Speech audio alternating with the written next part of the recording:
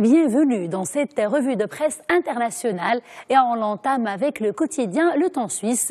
Ce dernier nous parle ce mardi de Vladimir Poutine qui a ordonné hier le retrait de la majeure partie du contingent militaire russe en Syrie. Selon les précisions du journal, l'annonce intervient lors d'une visite surprise du chef d'État russe sur une base syrienne. Poutine a en revanche assuré que Moscou garderait une présence en Syrie.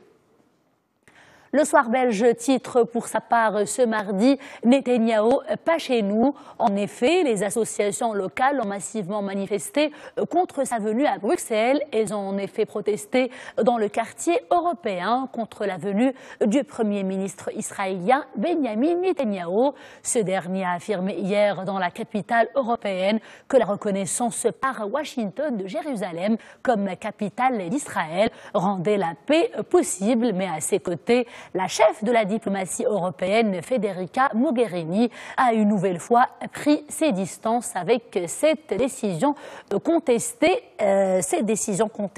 des États-Unis.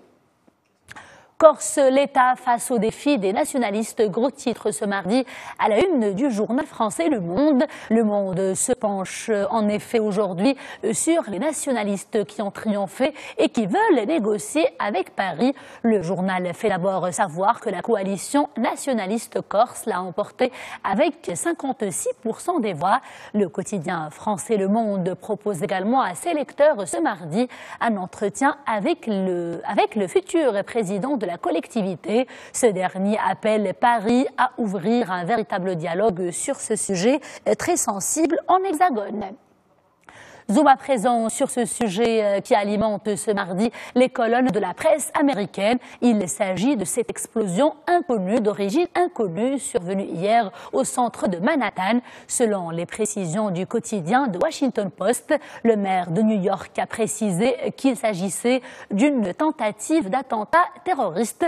À l'heure où le journal mettait sous presse, 4 personnes dont le suspect ont été blessées. Le suspect était, nous dit-on, revêtu d'un dispositif artisanal. Il était sérieusement blessé à l'écriture de ces lignes. La presse sportive, notamment le quotidien El Mundo Deportivo, s'intéresse évidemment ce mardi au tirage au sort des 8e de finale de la Ligue des Champions.